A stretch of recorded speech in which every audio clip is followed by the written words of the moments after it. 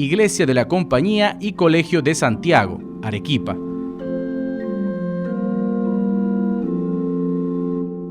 Retomamos lo dicho en el inicio. Los jesuitas llegan en 1573 y en 1578 el padre Barzana viaja desde Juli hacia Arequipa. Se inicia pues el Colegio de Santiago un 16 de agosto de 1578.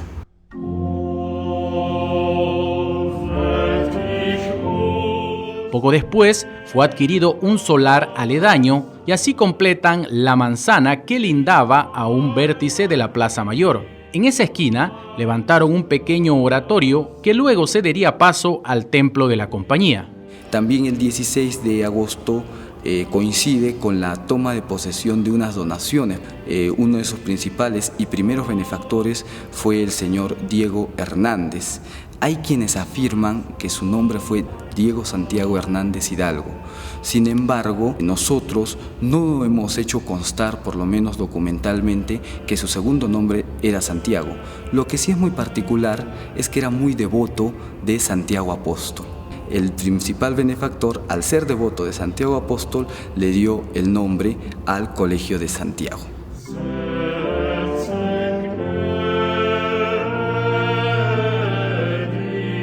El colegio tuvo que pasar una serie de circunstancias, no fue muy fácil para los jesuitas. Encontramos varios sucesos que generaron un verdadero conflicto. El primero era la oposición de otros religiosos de otras órdenes que indicaban pues que como ya había muchas órdenes, ¿para qué fundar otra? Y solicitaban también que no tenían el permiso para educar a los niños, etc. Y eso ocasionó un cierre inicial por orden del virrey Toledo. Tuvieron que cerrar temporalmente el colegio. Otro tipo de conflictos como las epidemias de aquella época. También tenemos los terremotos.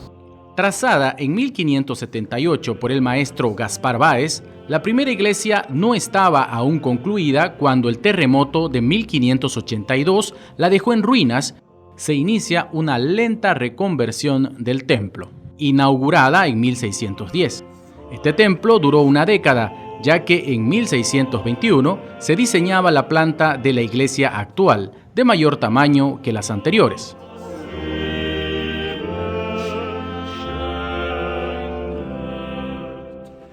El colegio y los claustros. El colegio se sostenía principalmente en base a las donaciones. Las primeras donaciones que recibieron en Arequipa fueron 11 tiendas que se encontraban en la calle Mercaderes actualmente. Esas 11 tiendas administradas por los jesuitas les permitió generar una renta. Inicialmente ese fue su principal fuente de recursos económicos para sostener tanto, digamos, al templo y al colegio. El antiguo Colegio de Santiago estaba conformado por un claustro mayor, claustro menor y un patio. El claustro mayor es de una sola planta con arcos de medio punto sobre pilastras decoradas en sus 4 caras. Bueno, en los claustros de la compañía podemos ver en los pilares una ornamentación que es bien interesante, ¿no? Cada una de las caras es muy plana, ¿no? Tienen una base cuadrada, pero le dan este movimiento a través de unos elementos vegetales, ¿no? Que se van cruzando unos con otros. En ese cruce de unos con otros dejan un espacio, dejan un intersticio para la colocación de ciertos elementos que van fusionando, que algunos tienen que ver reminiscencias absolutamente cristianas peninsulares, como por ejemplo la concha o venera, pero también ponen frutos provenientes de América, frutos locales. Cada tablero exhibe idénticos relieves. 3 racimos de uvas, papayas, conchas, rosas, la flor de cantuta y hojas de parra. La iconografía del IHS y siempre rematada por un querubín alado. Ese follaje, esas ramas que se cruzan, finalmente sirven para unir y concatenar estos elementos de una procedencia diversa. Un medallón con los monogramas de Jesús, María y José, y 2 figuras al apóstol Santiago y San Francisco Javier. En este colegio vivieron célebres misioneros como Alonso de Barzana, Pedro Añasco, Diego González Holguín, clásico quechuista, y Ludovico Bertonio, lingüista italiano, autor de la primera gramática aymara impresa en Juli.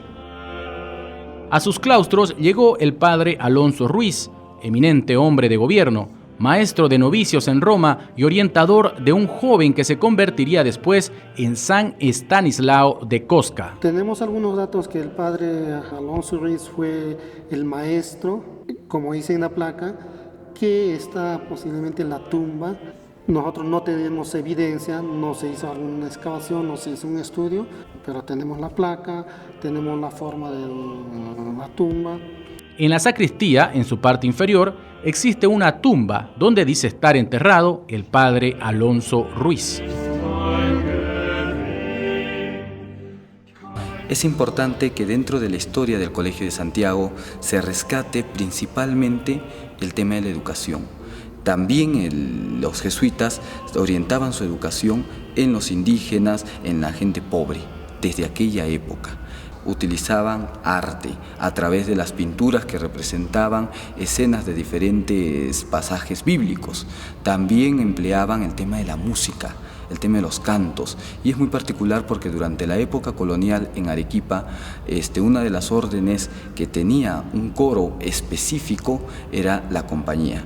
También los jesuitas dedicaban un espacio para que los mismos indígenas pudieran enseñar a hijos de indígenas. Habían músicos indígenas. Normalmente la educación debía estar a cargo de españoles. Sin embargo, los jesuitas rompían con esos paradigmas y sí confiaban en la labor educativa que podían desempeñar los indígenas en nuestro territorio y sobre todo en nuestra ciudad, ¿no? Dentro del atrio, en el lateral izquierdo, se encuentra una puerta, ahora cerrada, que en su momento era la comunicación directa con el colegio. Lo que sucede acá en Arequipa y en todo el territorio americano es que la división entre un adentro y un afuera no es tan marcada. Acá en la arquitectura colonial, en la arquitectura virreinal, el atrio va a jugar un papel fundamental, ¿no? El atrio de por sí ya empieza a ser un espacio sagrado, que era donde preferentemente se adoctrinaba a hombres, mujeres, niños y niñas. Se cumplía por un lado de que esta iconografía prehispánica profana quedase afuera y marcase un límite entre lo que ellos consideraban que era sagrado y lo que era profano, pero a la vez quedaba incluido dentro de un espacio que poco a poco va a llegar a tener una importancia cada vez mayor por esa preferencia que van a tener los indígenas de ver a Dios, ver lo divino, ver lo trascendental en un espacio que no fuese cerrado como eran los atrios.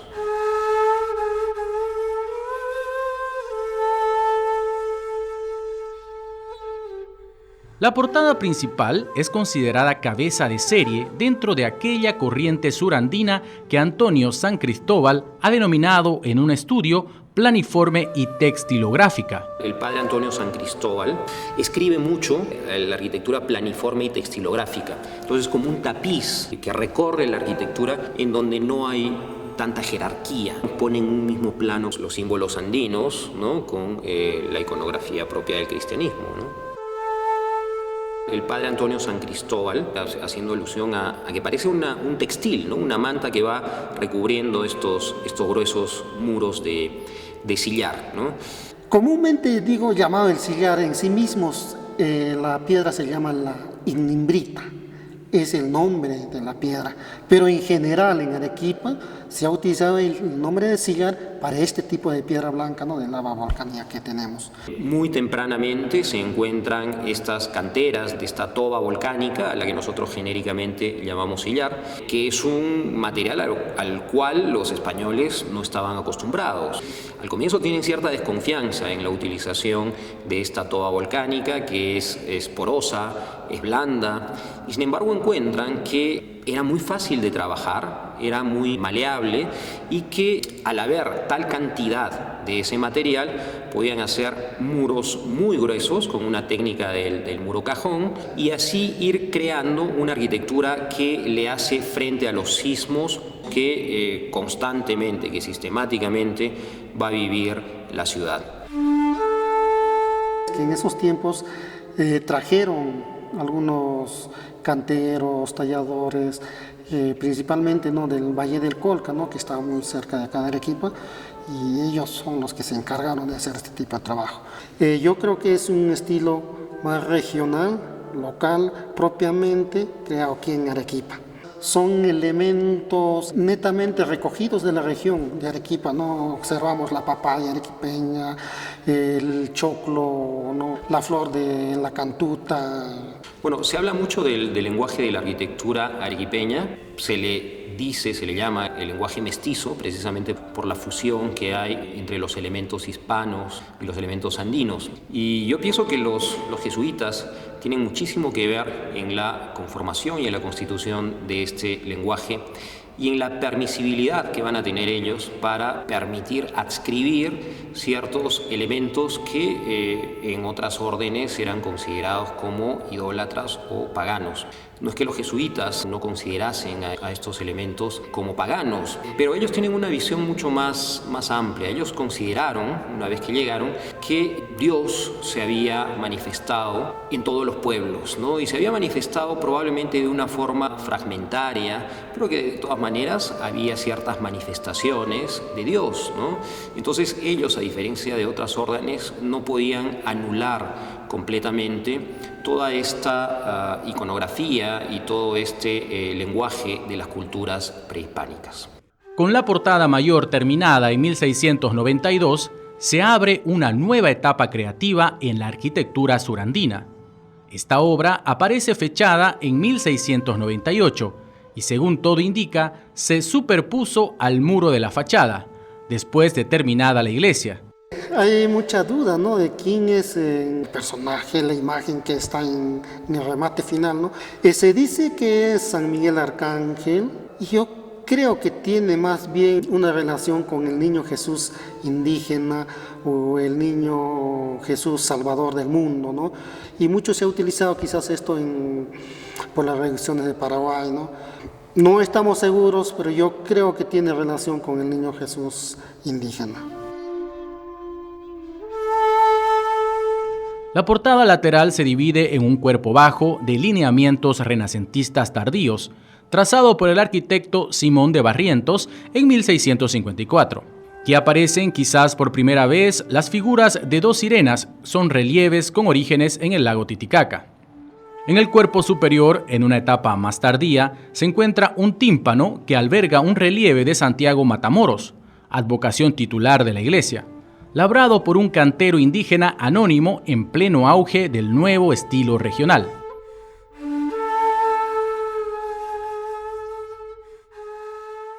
Interior del templo. Con una planta de 3 naves, sigue un esquema similar a San Pedro de Lima u otras iglesias jesuíticas. Una gran cúpula sobre el crucero brinda iluminación a la nave principal. Destacamos del púlpito, en la coronación del tornavoz, el remate con una talla de San Francisco Javier, con el tema central de los monogramas de Jesús y María.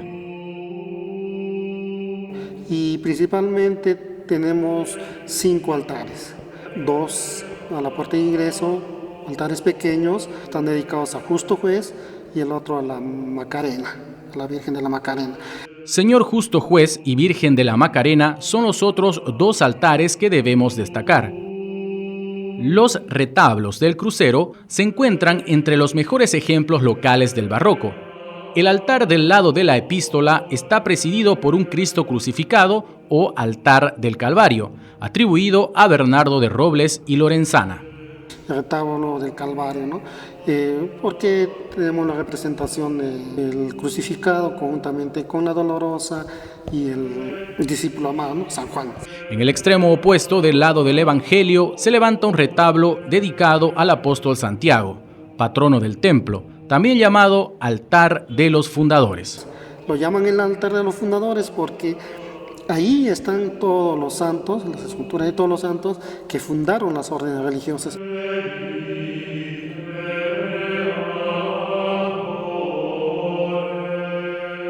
En las capillas laterales, lo más notable son lienzos, en su mayoría de escuelas surandinas, en formato medio punto, de mediados del siglo XVII. Este cuadro, en una versión que reúne pintados, alimentos del mundo andino.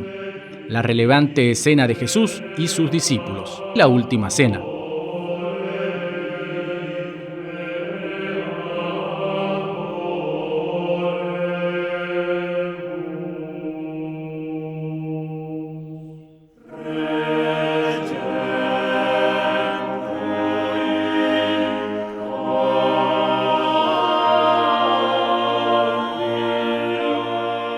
El retablo mayor, como hemos podido observar, está netamente dedicado a los jesuitas.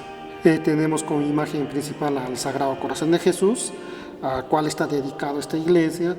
Tenemos la calle central en primer cuerpo, a un cuadro de Bernardo Vitti. En la calle central fue colocada la Virgen y el Niño, una de las obras del hermano Bernardo Vitti, pintada hacia 1603 durante su segunda y última estancia en la ciudad. A los laterales tenemos a San Ignacio de Loyola, que está con el libro, y al otro lado tenemos a San Francisco de Borja. En el segundo cuerpo ya tenemos a San Juan Bertmans y a San Estanislao de Kostka.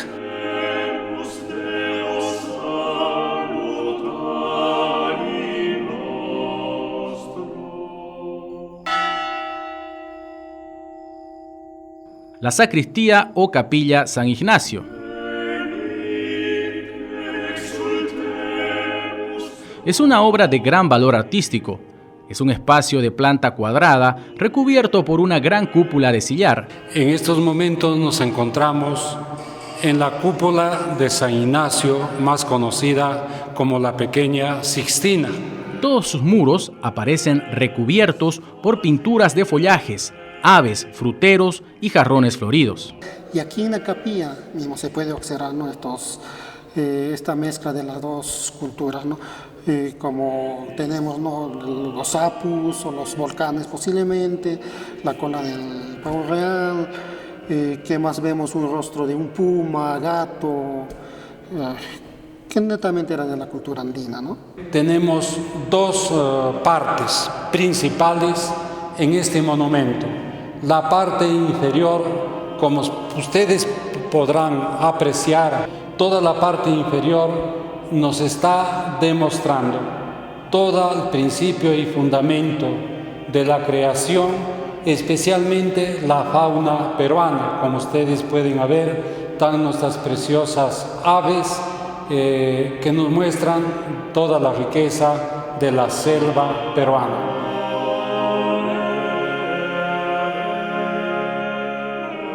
En la parte superior, ustedes van a apreciar toda la encarnación que vemos en la meditación de los ejercicios, porque vemos los ángeles y la presencia de Dios viviente en dicho monumento. La cúpula consta de una linterna y está construida con ladrillos pasteleros, cubiertos de una capa de yeso de 5 centímetros de espesor y dividida por casetones en 8 paños que a su vez presentan 8 cruces invertidas. Sobre este soporte se desarrolla una pintura mural realizada al temple y en seco. Toda es pintura mural temple al seco. Hay óleo, como en los pequeños angelitos que están en las cruces invertidas. En cada cruz invertida, con filetes de pan de oro, se aprecian 12 querubines subiendo por una escalera y 3 ángeles provistos de cascos emplumados que sostienen este firmamento florido.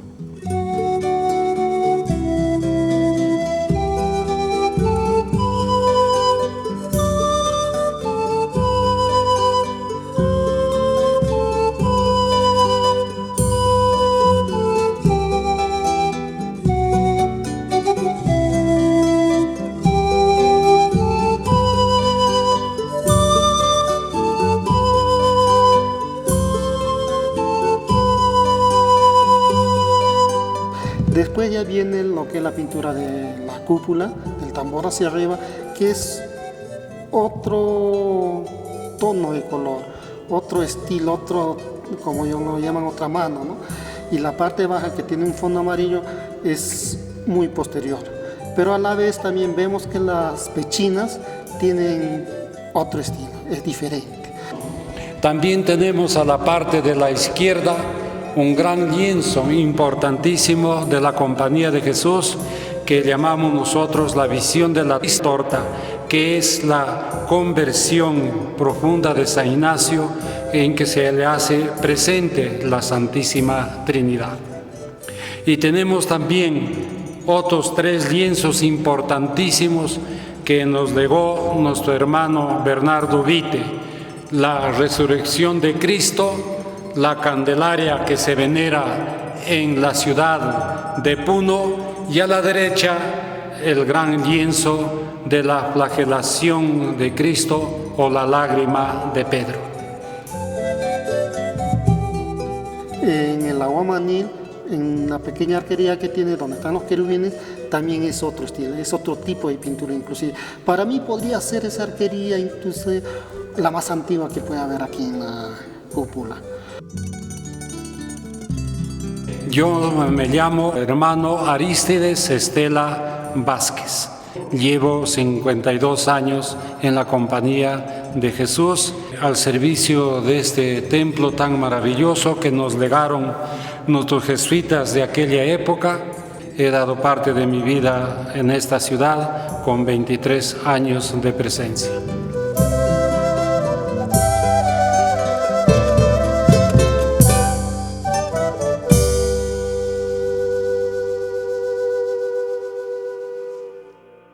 Yo creo que Arequipa es uno de los, a nivel mundial, uno de los conjuntos arquitectónicos que más cantidad de bóvedas puede tener, ¿no? En primer lugar, se tiene el material, como lo llamaban en esa época, a pie de obra, por las canteras de sillar. Y en segundo lugar, porque había tal cantidad de mano de obra que había aprendido a hacer este tipo de bóvedas, y ni qué decir de las bóvedas de cañón corrido, que se van a utilizar muchísimo en la mayoría de casonas arequipeñas, ¿no? Entonces, bueno, la arquitectura religiosa es el antecedente, sin lugar a dudas, tanto constructivo, iconográfico, simbólico, de todo lo que va a venir después. Mansión del Fundador, una de las construcciones antiguas más importantes de la época colonial, construida por el fundador de Arequipa, don García Manuel de Carvajal, en el siglo XVI. Es una casa rodeada de jardines con un patio principal, capilla, comedor y varias salas. Tiene una zona de extensos cultivos rodeados de cerros. Su último ocupante fue el hijo del fundador. Luego de su muerte, la finca se vende a los padres de la compañía.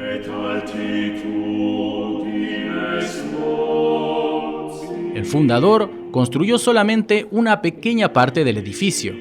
Los jesuitas diseñaron y construyeron la capilla. Estaba dedicada a San Francisco Javier. Tiene un retablo dorado a la hoja con su imagen. Esta capilla fue muy dañada en un terremoto y casi reconstruida en su totalidad en 1810 por su propietario de entonces, arzobispo José Sebastián de Goyeneche y Barreda. En una de las salas vemos un óleo sobre lienzo con incrustación de plata que ha presidido el altar de una capilla de una casa hacienda en Puno. La iconografía muestra al Señor cautivo el día de Viernes Santo y arrepentimiento de San Pedro Apóstol, que lo negó 3 veces.